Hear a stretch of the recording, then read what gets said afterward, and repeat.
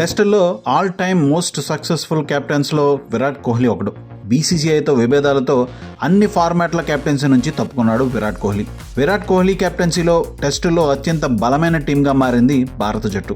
విదేశాల్లో టెస్టు విజయాలు అందుకుని టాప్ క్లాస్ టీంకి చెమటలు పట్టించింది.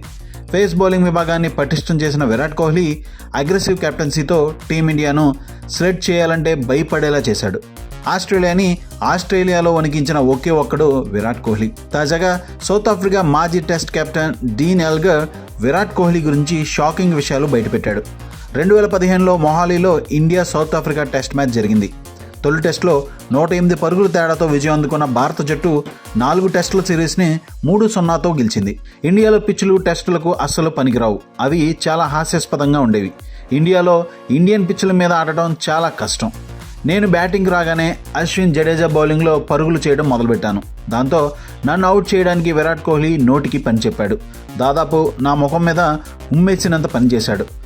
నేను అతన్ని గమనించాను. నువ్వు అలా చేస్తే ఈ బ్యాట్తో నీ పని చెప్తా అని వార్నింగ్ ఇచ్చాను. విరాట్ కోహ్లీకి నేనేమన్నానో అర్థమైంది. ఏబీ డివిలియర్స్తో స్నేహం వల్ల సౌత్ ఆఫ్రికాలో వాడే భాష కూడా అతనికి తెలుసు. అతను కూడా నాకు గట్టిగానే సమాధానం చెప్పాడు.